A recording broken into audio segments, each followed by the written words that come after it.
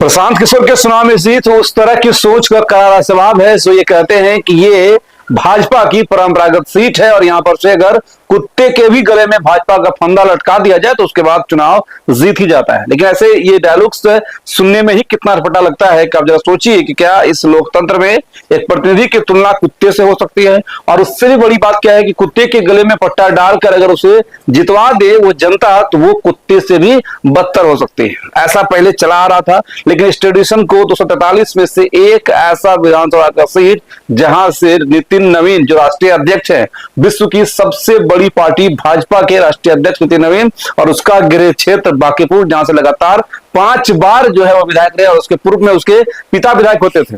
5 बार की विधायकी के बाद मंत्री बने, मंत्री के बाद सीधा एक ऐसा छलांग लगा जिससे कि आप ये कह सकते हैं कि बिहार का एक ऐसा आम कार्यकर्ता जो मोदी जी के सामने जाने से भी डरता था। और कई सारे ऐसे भाषण भी उनके थे जो मोदी जी के सामने बोल भी नहीं सकता था, क्योंकि देखिए भाजपा वो पार्टी है जहां पर कि प्रधानमंत्री का कद भी उस राष्ट्रीय अध्यक्ष के सामने छोटा होता है। प्रधानमंत्री की कुर्सी भी उस राष्ट्रीय अध्यक्ष के सामने छोटी होती है, और उस छोटी जगह पर नहीं बल्कि उस बड़ी जगह पर एक छोटे कार्यकर्ताओं को जो सम्मान भाजपा ने दिया, जिसके बाद की नितिन नवीन की जो जिंदगी है वो तो बदल गई, लेकिन जो बांकीपुर की जनता की जिंदगी थी जो पहले से बदहाल थी, लेकिन उस जगह पर एक ऐसा उम्मीदवार बाय इलेक्शन में उतरा जो उस जगह की तस्वीर आज बदल चुका है। एक ऐसा वक्त था 2025 का जब 243 सीटों पर दावा करने वाली जन स्वराज ये कहती थी कि या तो मुझे 243 में से 240 आएगा, या तो अर्श पर या फिर फर्श पर। करारी मेहनत हुई, लेकिन उसके बावजूद भी रिजल्ट आया 0-0-0। लेकिन 3 अंक में भी 0, एक सिंगल डिजिट भी 0 से पहले नहीं लग सका, बल्कि 0-0 का आंकड़ा जब उन्होंने अचीव किया तो ऐसा लगा जैसे झटका लग गया। और अगर प्रशांत किशोर की कहानी को आप ध्यान से समझिए, जो कहा जाता है राजनीति में, और अगर दूसरे और लोगों से कंपेयर करें तो उनका संघर्ष तो मात्र 1 ही साल का है। ऐसे तो यहाँ कई साल होते हैं, कई बार इलेक्शन होते हैं जहां पर राजनीति में कहा जाता है कि पहला चुनाव लड़ो सिर्फ और सिर्फ हारने के लिए, दूसरा चुनाव लड़ो सिर्फ और सिर्फ हराने के लिए, और तीसरा चुनाव में संभावना रखो अपनी जीत के लिए। 3 अटेम्प्ट यानी कि 15 साल में सक्सेस मिलता है राजनीति में। ऐसे कई एग्जांपल हैं, नीतीश कुमार से लेकर लालू यादव से लेकर रामविलास पासवान तक इसके उदाहरण हैं जिन्होंने पहला चुनाव हारा है। लगातार कई शिकस्त के बाद फिर उस जगह पर पहुंचा जिसका डंका पूरे आज भारत में बजा है। लेकिन प्रशांत किशोर पहले 2025 से पूर्व जो विधानसभा के उपचुनाव थे उसमें करारी हार के बाद फिर से ये कॉन्फिडेंस कि 243 पर हम लड़ेंगे बिना गठबंधन का, वो लड़ते हैं। दूसरी बार करारी हार, वो भी 243 विधानसभा सीटों पर मिलता है, और उसके रिस्पॉन्सिबल सिर्फ एक आदमी कहलाते हैं जिसका नाम प्रशांत किशोर था। और उसके बाद फिर 2026 का वो वक्त आता है जब विधानसभा का उपचुनाव होता है, और उस विधानसभा के उपचुनाव में भाजपा अपने 40 स्टार प्रचारकों को उतारती है, सारे एक पर एक। उसके अलावा जो गठबंधन की जितने भी विधायक थे तो 4 विधायक उन्हें उतारता है। फिर उसके बाद जितने उनके सांसद हैं बिहार में, यूपी में, उन्हें उतारता है। आप जरा सोचिए, शहर का निकाय का ये चुनाव, यानी कि हर गली में भाजपा के जो आदमी हैं, गठबंधन के जो विधायक है, गठबंधन के जो सांसद है, गठबंधन के जो मंत्री हैं, वो तक वहां पर चुनाव प्रचार कर रहे थे, हाथ में पंपलेट लिए हुए घूम रहे थे बांकीपुर की सड़कों पर, गलियों पर। सामने सिर्फ एक व्यक्ति खड़ा था जिसका नाम था प्रशांत किशोर। उनके पास ना तो कोई स्टार प्रचारक था, ना ही उनकी कोई बहुत बड़ी पार्टी थी जिस पार्टी के कोई पूर्व से विधायक हो या सांसद हो, बल्कि सिर्फ एक इंसान ऐसा खड़ा था जिसका नाम प्रशांत किशोर था।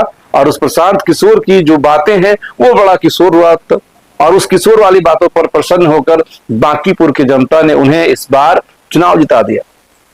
जो भाजपा के कैंडिडेट थे नीरज, उन्हें दूसरे नंबर पर डाल दिया, जबकि उनको पूरा भरोसा था, भाजपा के लोगों को भरोसा था कि इस बार ये परंपरागत सीट हमारे लिए कोई विधानसभा चुनाव तो है नहीं, हमारे लिए पंचायत चुनाव है।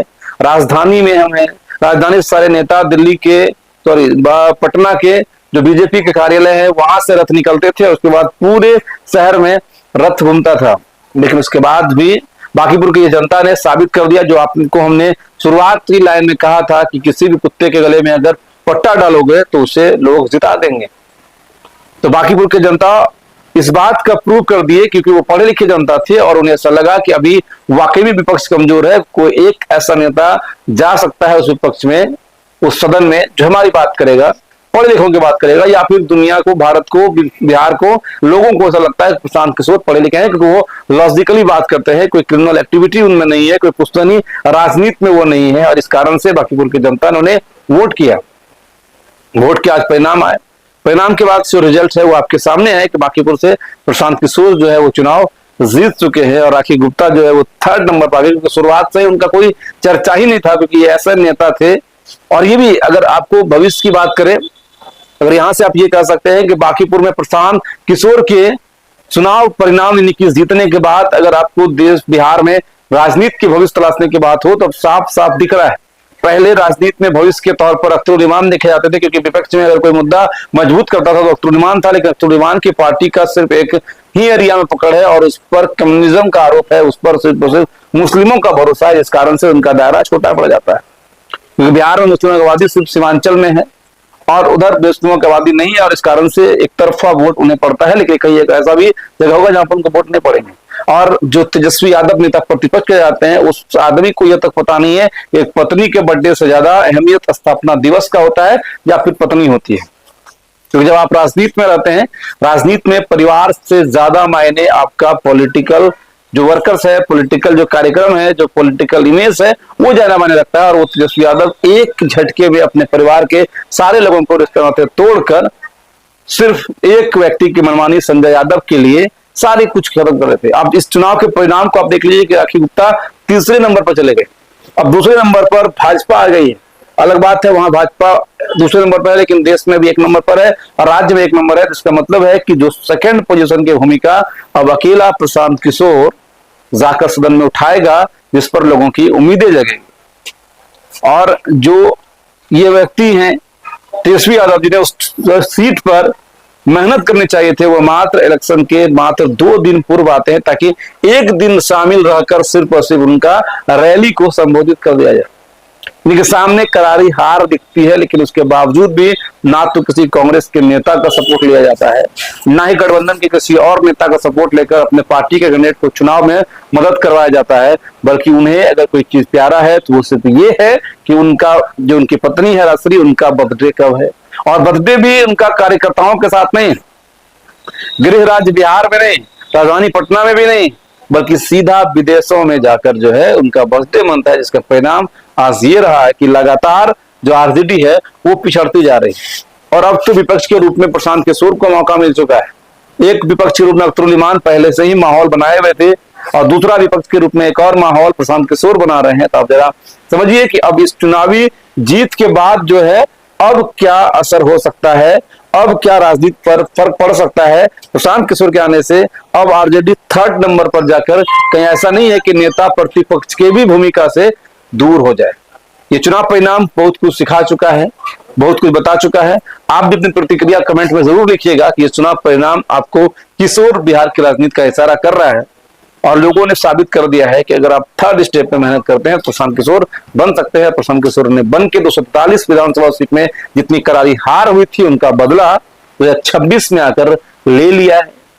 अब आगे आपको क्या कुछ लगता है वो कमेंट में आप लोग जरूर बताइएगा। वीडियो अगर अच्छा लगा होगा शेयर भी करिएगा, साथ ही साथ हमारे चैनल को सब्सक्राइब करिए और लोगों से सब्सक्राइब कराइए, ताकि हम इसी तरह से आपके हक की आवाज, आपके हक की बात लगातार करते रहे।